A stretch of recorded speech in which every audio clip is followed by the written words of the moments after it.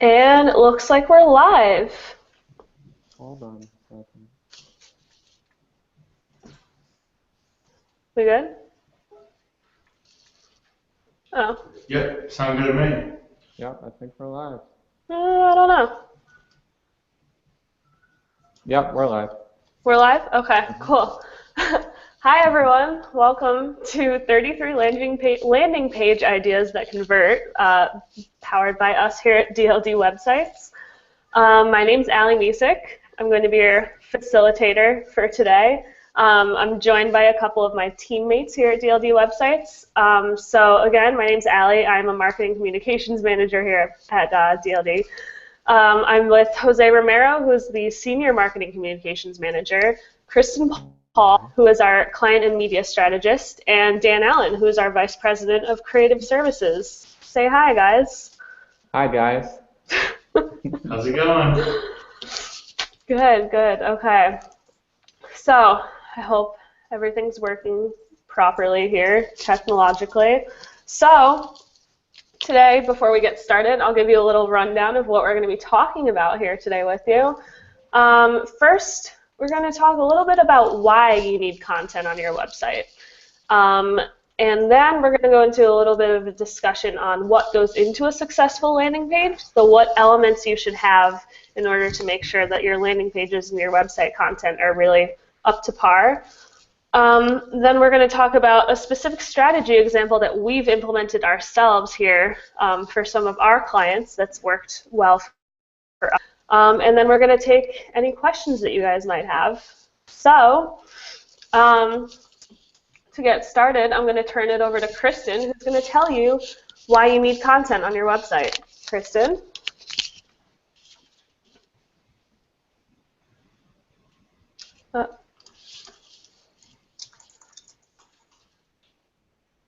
She might still be muted. Yeah, I think she's...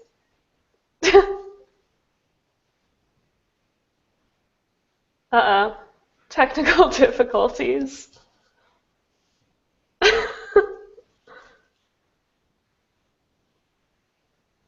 KP. No.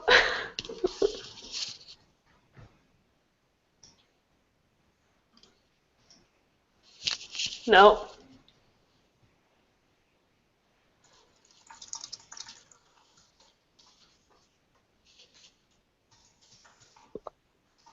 Sorry about this, everybody. We're having a little bit of a...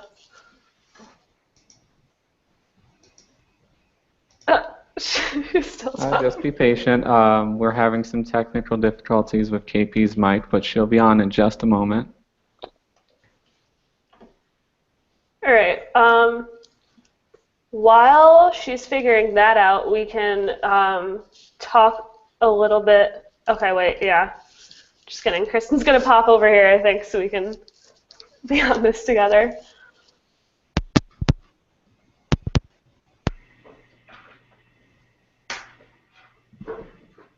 All right. Can everybody still hear me? Yep. I can hear you. Yep. Okay, cool. While we're waiting for Kristen, I can talk a little bit about the 33 landing page ideas download that we provided you guys with. If you haven't seen this yet, we will be sending around the link afterwards so you can download it from there. So basically we laid out 33 ideas that we've implemented for some of our clients that you can use for your own, for yourself. Again, you can see all 33 of those examples in the actual document, but I will give you a couple examples just to get our conversation started. First, an example of something you could try is a page like, should I buy or lease my next vehicle? So you can give customers information on buying, information on leasing, tell them what some positives and negatives are of each, and help them make their decisions that way. Another example would be something that we call a cash for your car page. So you have a page on your website with a simple form that customers can come out or fill out with their name, email address, make, model, and year of their car. That way, that can be reported to your sales team. Someone from your sales team can follow up with them personally on the phone and give them a quote for their vehicle. Another example would be, like, you can do a lot with service on these. Something more generic would be, what's wrong with my car? So pick out some of the common issues that you and your service team come through your service bay. This will help to build trust with your customers because you're giving them useful information about their vehicle, and it'll also help drive traffic to your service department. So again, there's a lot you can do with service. See kind of what works for you, what issues you guys encounter on a daily basis, and go from there. And then, there's ways that you can just have fun with it. Something like clever car cleaning and organizing tips. So you can, again, have fun. It's a simple article that can get customers engaged, and it'll keep them on your website and eager for more interesting and exciting content. So again, those are just a couple examples based on our download that we'll send around after, again, if you guys haven't seen it. But those are just some things to get you started.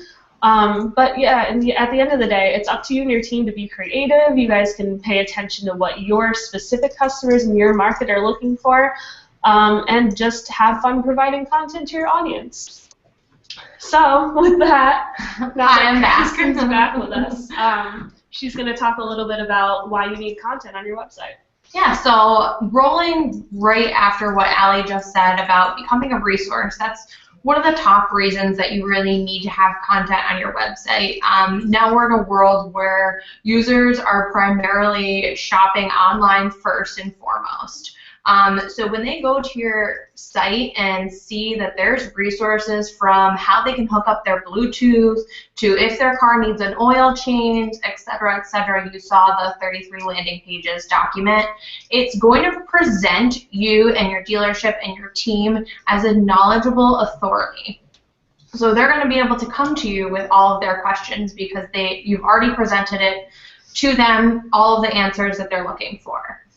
So that's a really important factor in having content on your website.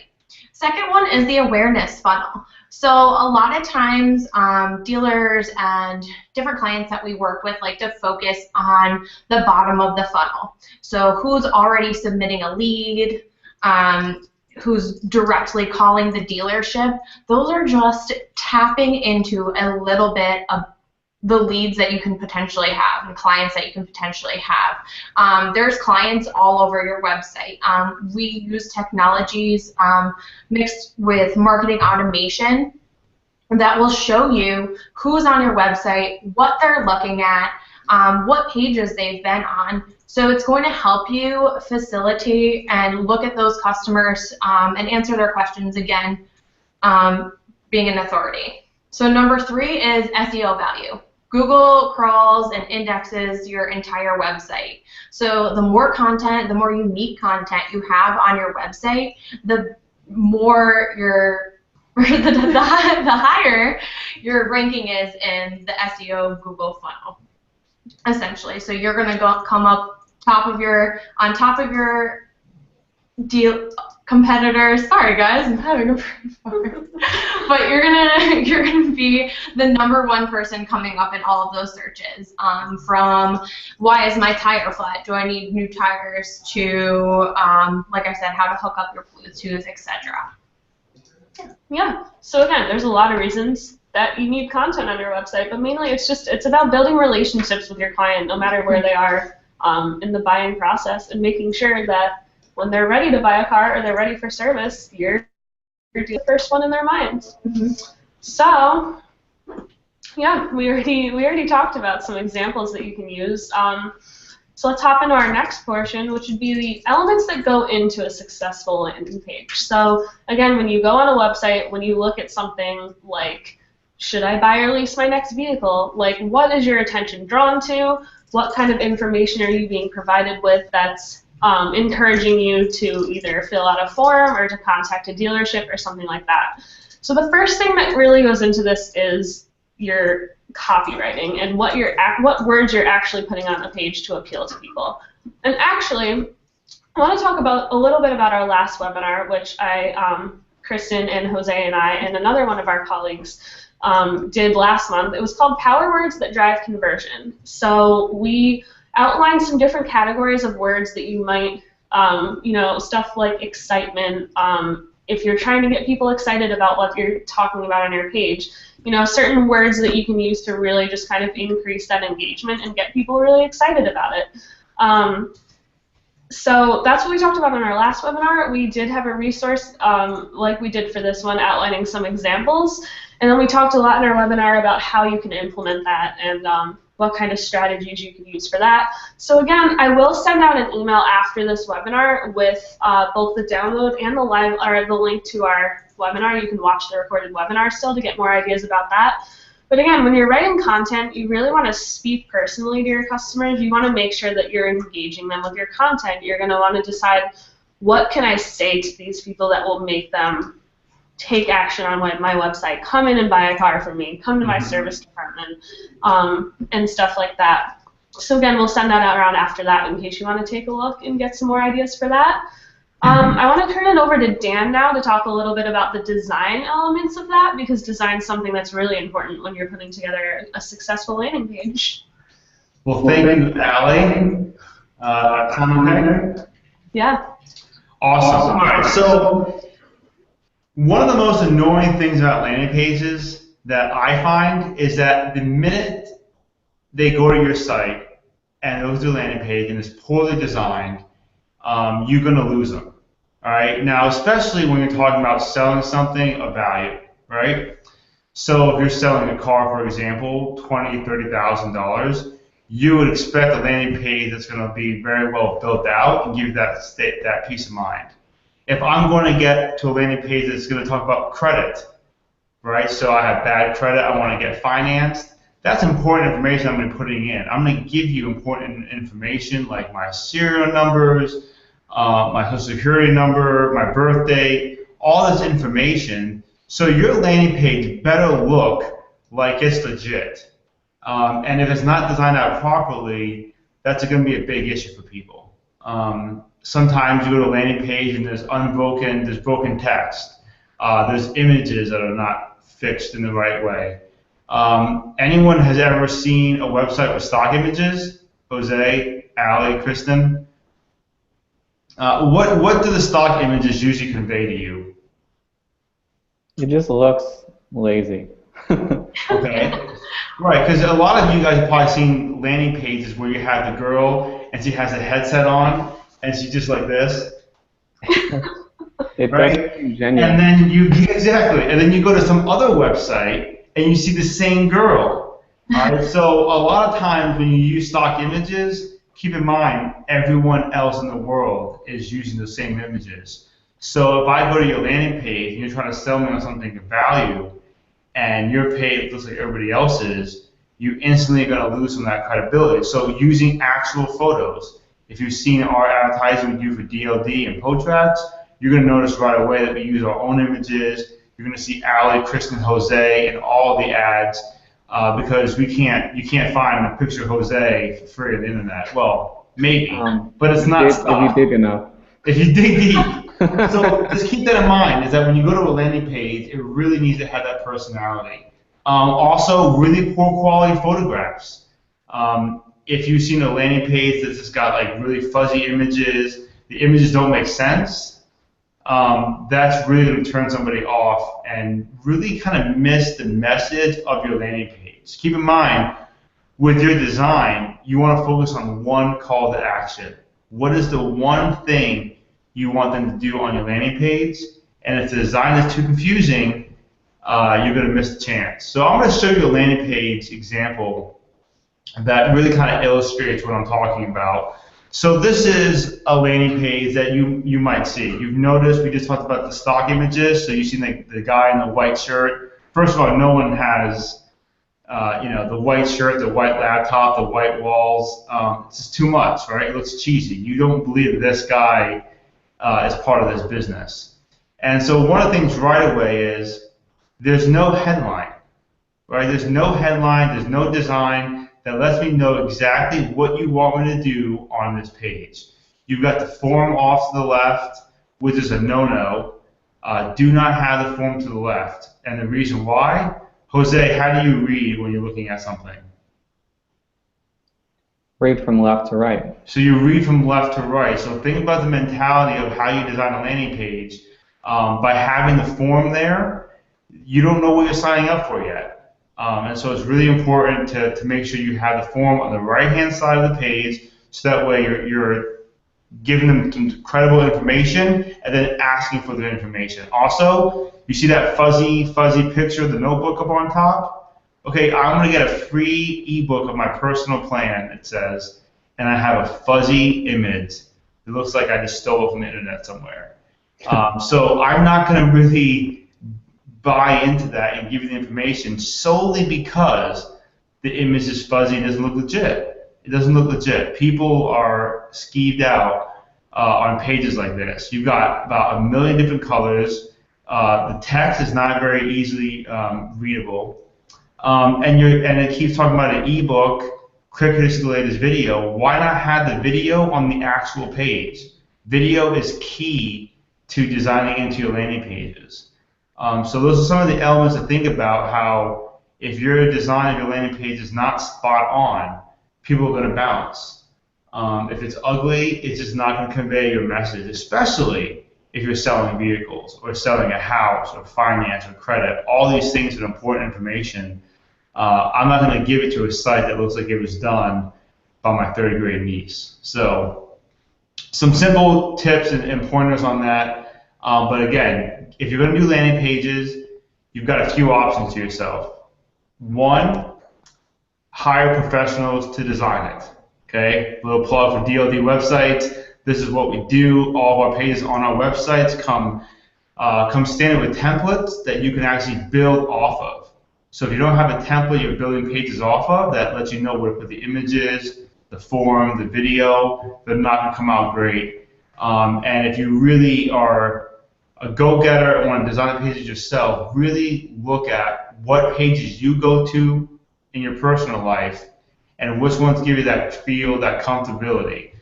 Some little elements to put in landing pages. Anyone ever seen the little lock icons on the bottom of like credit sites? Now that lock icon, doesn't mean anything, but it gives you the peace of mind, right? That, oh, there's a lock, there's a little bank symbol, a little whatever. It just gives you that familiarity and that comfort that this is a legit site.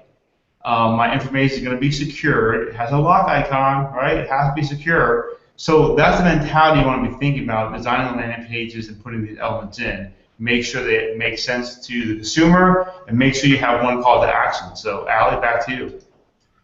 Thank you, Dan.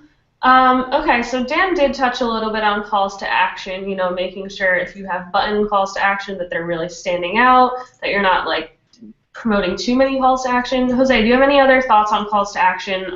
Maybe not so much as graphics are concerned, maybe in text? Yeah, with calls to action, I think Dan Allen hit the nail on the head there. With use one call to action. So whatever words you use at the top, make sure you use at the bottom too. So if you're using 2 calls to action on your page, if you want to do that, that's fine. Just make sure they match. Don't say download now up top and then say download your resource in the bottom. That's going to cause some confusion. People might think they're clicking on 2 different things. Make it consistent, make it look good, keep the words similar. And then you always want to make sure that your calls to action are visually striking. So whatever text you use, make sure it stands out. Add a nice little button around it. Make sure it matches the look and theme of your landing page. And just like as Dan said, you want it to be visually appealing. But you also want to make sure that you use strong words, strong calls to action like download now, get this today. Things like that that drive urgency and want to get people to click that button immediately.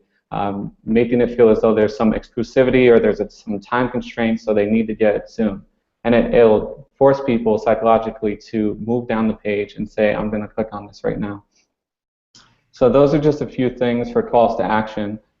In terms of your landing page, there's more than just the design, the content, and the calls to action. You also want to make sure you have a good follow-up. So whenever you create a landing page, your follow-up should be whether you're calling the person after they download, whether you're sending an email, you always want to make sure you have something in place for afterwards, because there is going to be an afterwards. This person doesn't just get that download and move on. You want them to come back. You want to continue that conversation. So one of the ways you do that is by creating things like maybe automated emails that come from your dealership or your your store that look personalized. They're coming from a specific person, and they don't look like they're just thrown together. So you want to do that, and then if you want to pick up the phone and give them a phone call, if it's something that you think someone might be willing to buy right now, so if they're looking to finance a car, get on the phone, pick up the phone and talk to those people. Always follow through. Follow-up is very important. I'll turn it back over to Allie. We'll talk more about strategy going forward. Yeah, so I think we gave you a pretty decent outline of kind of what needs to go into your landing page. Now we're going to talk a little bit more specifically. So like we mentioned, here at DLD Websites, we build a lot of our own strategies like this. We roll them out to our clients. We've seen a lot of successes. One of the pages that we've seen a lot of success with is called our first-time financing strategy. So it's a landing page. We have email sequences. We have dealership follow-ups. So Jose, I'm going to put you on the spot once again to kind of talk about how we started to implement this with our marketing automation strategy. Okay, so I can actually give you an example of how we started to build a strategy for our first-time financing. I'll put that on the screen for you now.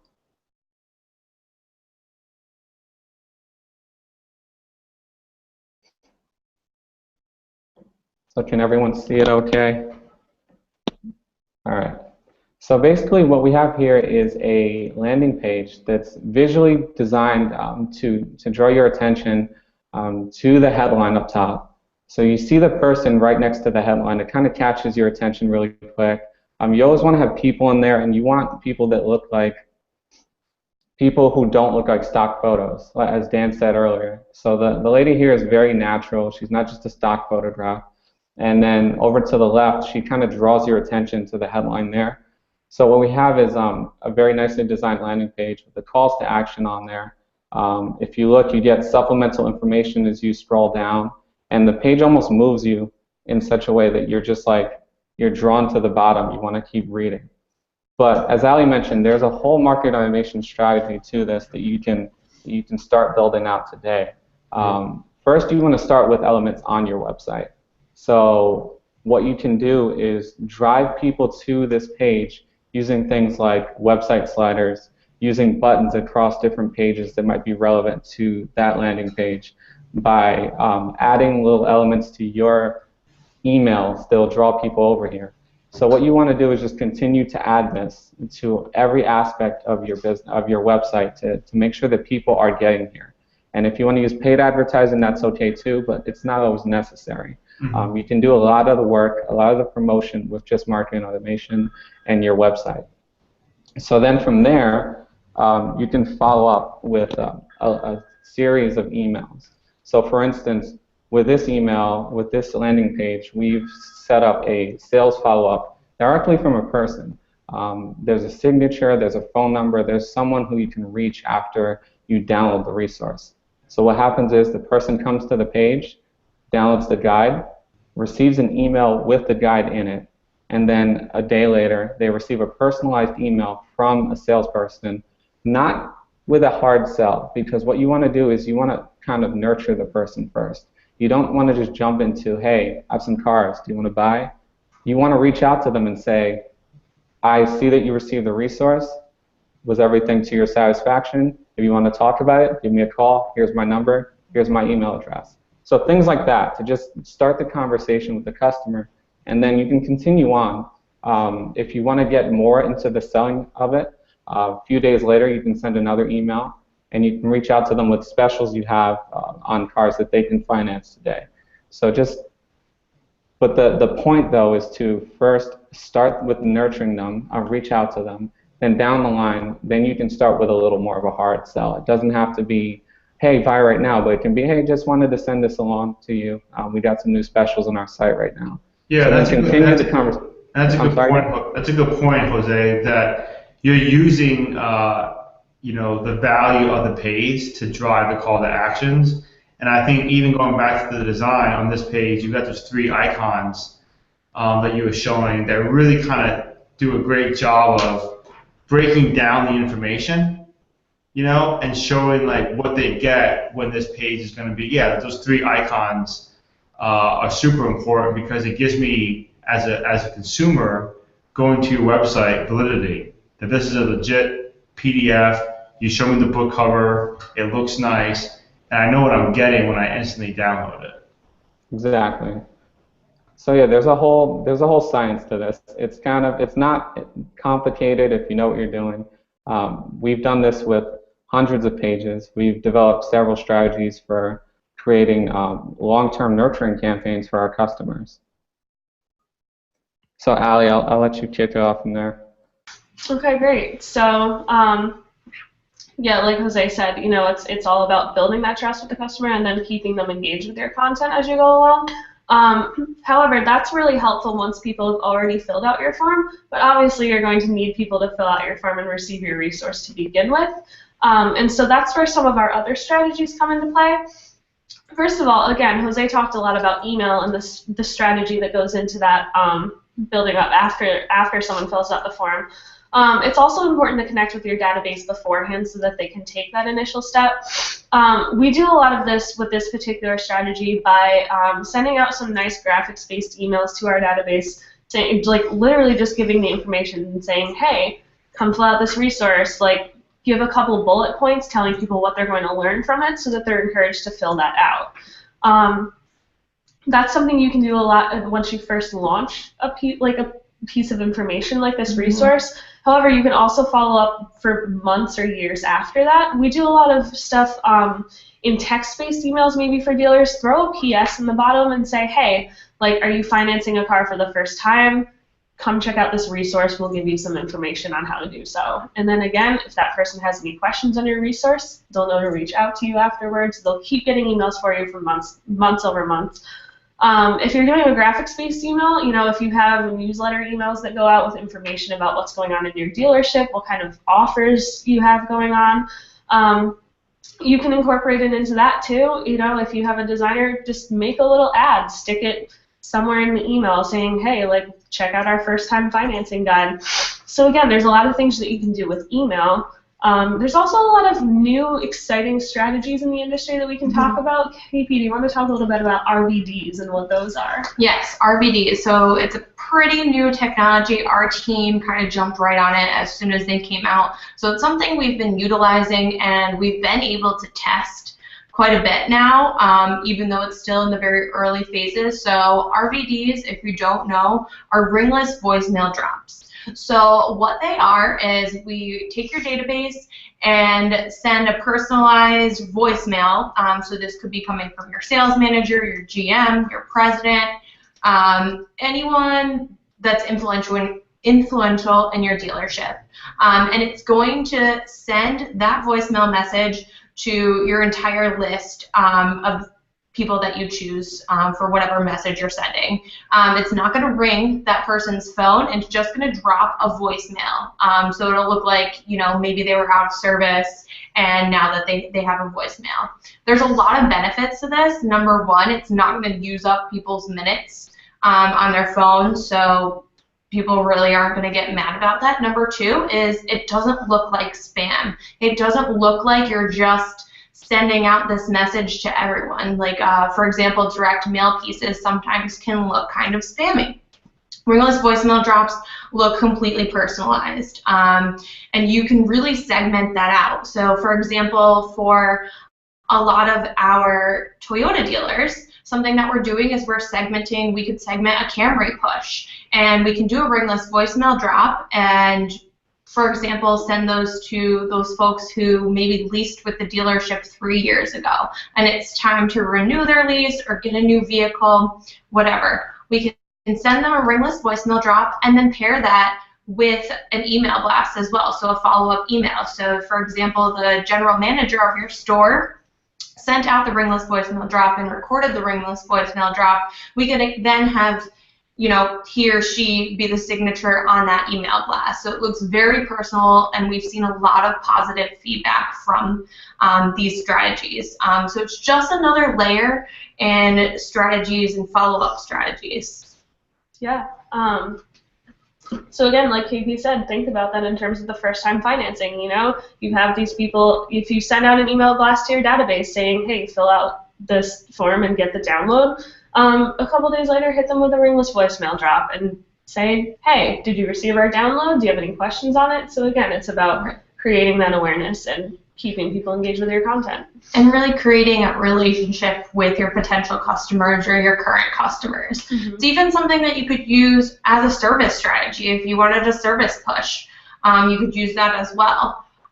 There are some responsibilities you guys at the dealership have, though, in these strategies. So making sure that your team is aware of what's going on is one of the #1 things that we like to just put out there. So make sure everyone, all of your sales team, all of your internet department knows that you're sending these out so they can be prepared with the strategy that you're using. So first time financing it, so they can be on point with talking to customers that may give you positive feedback about that. Because obviously it's not going to work if they're getting these leads in and don't know that you sent out these RVDs or don't know that you sent out these email blasts, which we actually see more than you think. So, so that's the #1 thing. It's very important to get everyone on board.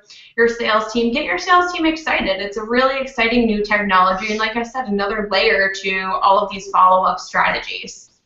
So, and it's also very, very cost-effective. I want to say that one of our dealers was able, on one RVD alone, sell 13 vehicles, and the cost per call ended up being like $4.69. So it's very cost effective, and it really, really works. So something new that we've implemented, we are offering training on it. We've seen a lot of positive feedback on the training. Like I said, it's really important to get your sales team on board, get everyone at the dealership on board and excited about these different strategies. That's really only going to help your dealership. Yep, so it's beneficial to you, it's beneficial to your team, it's beneficial to your customers, so it's a win-win situation. Mm-hmm. Yeah, so yeah, I hope you got a good idea of some strategies you could implement from this. We do have time for questions, so if you guys have questions, you should be able to submit them right on the page you're on. We have a couple that have come in already that we can get started with. Kristen, I'm going to turn this one over to you because we just talked about RVDs. And we did talk a little bit about this. Do you have any other suggestions on how you could implement RVDs into your marketing strategy? We talked about emails. Yeah, so we talked about emails. You could also implement those with any, sales events that you're doing, as well as service strategies, like I said. So really any different strategies that you have, from sales to service to even parts, you can tie RVDs into. Possibilities are essentially endless, and it's something that if you want to chat about your dealership specifically, give me a call, because we're always willing to share our strategies, share our ideas, and give you some advice on how you can implement these in your dealership, because I truly believe that there is a place for RVDs in every dealership, extremely cost effective, and like I said, you can use it in any strategy from service to sales to parts. Yeah, and again, it's a way to have fun and be creative and see what works for your market. And personally connect with your customers. Mm-hmm. They don't know that you sent it to 2,500 other people. Mm-hmm. And if you follow up with a phone call where you actually talk to them, then they really won't. Mm-hmm. All right, Jose, have you seen these specific landing pages work for your own clients? That question's coming from Alex. Yes, definitely. We've used similar campaigns to this with a number of clients, and we've seen many different successes. For some, the financing campaign is the best. For others, we use brochure campaigns where people download the specific model that they're looking for, and they get information about that model through a brochure. We've used 7 Secret Tips to increase the value of your car. We've used a number of campaigns that our clients have seen successes with, and a lot of times it's not immediate too, which is what we're trying to do with the sales funnel. Some of them are for direct action. Some of them we want people to make a purchase right now. Other times we want to kind of lead people down the sales funnel because they might not be thinking about purchasing right now. So what we do, for instance, with the first-time financing is start people at the beginning. They may not know how to finance a car. So once we give them this resource, we provide them with that, we become an authority, and then we're able to sell to them in a much better, much more natural way than ever before. And so a lot of our clients have spoken to us about specific successes that happen. I received a lead from a customer. He downloaded your resource. A few weeks later, he ended up buying a car. The person told me that he wasn't actually interested in buying a car until he received that resource. So a lot of those things end up happening with this landing page strategy that we put together. The whole purpose is to create a resource on your website for where customers can come when they're not just looking to buy, but when they're looking to learn information. And what happens is, more than not, is that customer is then ready to buy once they've received your resource. Good. Okay. Our next question, we have a question from Chris. He wants to know, if we implement something like this, do we need to keep updating this content, and how much upkeep is actually required? For this, I'd say yes, definitely. I mean, if you think about it, especially in the automotive industry, stuff is changing literally every day, at least like every year for sure. But you know, stuff's changing all the time. New technology is being released. Stuff like recalls, cars are being recalled every day. And so you do need to keep that in mind. And again, that's a way, like, you know, if your sales team is having fun and doing research on the industry, then that's something that they should be. You should encourage them to make sure that they're updating this content. But a lot of this content is stuff that you don't really need to play with a lot afterwards. You know, some of the different service tips, like what's wrong with my car, like stuff about oil changes, a lot of that is going to stay pretty consistent. So, you know, it depends on the content, but some of it's not going to take a ton of upkeep. But I would say that, in general, it's a case-by-case situation, but you are going to need to, you know, be sure that you're keeping up with your market research and really appealing to those customers and staying. You know, if you're rolling out brand new brochures for cars that are just being released, like, people are going to look to you as an authority because, oh, look, the 2017 Camry was literally just released and you're already sending me brochures about it. Like, that's awesome. So, again, it's about building trust with your audience. Okay, we have a question here from Jennifer. How long do you feel a landing page should be in place in order to measure the best success? Jose, do you have an answer for us? Yeah, that's actually something that we've been asked before, but we see landing pages start working immediately if you implement the strategies that we've talked about. If you start using website sliders, if you start using on-site insight retargeting, if you're reaching out to your database, you don't even have to do much work. The website alone does most of the work for you. You just get the banners in your website, put the landing page on your site, make sure it's on navigation, and you'll start seeing leads flow in immediately. It doesn't take very long, especially when you have a set number of traffic coming to your website every day. You're going to start getting some leads. If people are interested in financing, they're going to download that financing guide. If they're interested in learning how to increase the value of their vehicle, they're going to download that. Just make it present on your website, and you'll start seeing that turnaround immediately. Mm-hmm. Yeah, and the more content you're promoting, the more success you're going to have. You know, everyone's interested in different things, so if you're promoting a variety of content, you're going to see more engagement. Especially, too, another thing that we didn't really touch on too much is making sure your landing pages are not dead-end landing pages. So make sure that all of your landing pages link somehow or another to another landing page or the next logical step in a customer's mind. So don't just send them to a landing page with a bunch of information. Make sure that every landing page has that next logical step, conversion buttons, as well as forms for those customers to fill out if they want more information. Yeah. I'm sorry. I was going to piggyback off of that. We actually did away with thank you pages a while ago because we realized that next logical step is extremely important. You need people to be moving throughout your website. And the way that you do that is creating, instead of a thank you page, you lead them to your next campaign. If something's similar to the last one, you can always link them over. If they were interested in finance, they may be interested in trading in a vehicle right now, a pre-owned vehicle that they bought with cash. So you can always use that strategy. Instead of thank you pages, launch the next logical step. Yeah, and again, that just goes into layering your campaign. It's not really about just putting up a landing page. If you just put up a landing page, you're probably not going to get good results. You need to layer that. Layer it with web panels, layer it with insight retargeting,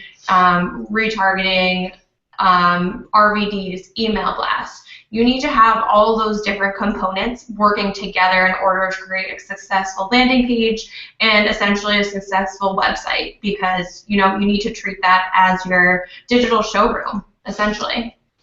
Another thing to think about is promoting it on social media, which is something we haven't really talked a lot about.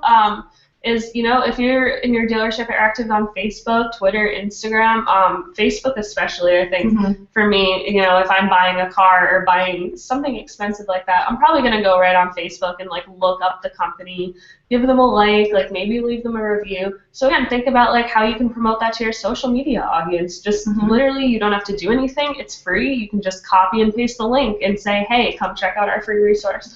So again, there's a lot of really cost-effective ways that you can implement this stuff. All right, well, we have one last question, and that's a good one to end on. How can I contact you for more information on this? I'm going to turn this one over to you, Kristen. Yeah, so give us a call. My direct line, if you want to take this down, is 518-313-1186. That'll go right to my direct line.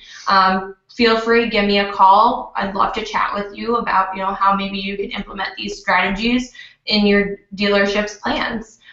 Second thing, if you prefer to email, my email address is Kristen, it's Kristin, @dldwebsites.com. So shoot me an email, don't hesitate to reach out. We'd love to just sit and chat with you about these different strategies. Yeah, great. We don't have any more questions. Then, yeah, I think we're set. Thank you guys for joining us. We're going to start doing these webinars once a month, so we'll, send you some emails and make sure you're following us on social media and looking at our website, and we'll see you for our next webinar. Yep, third Thursday at 3 every month. There we go.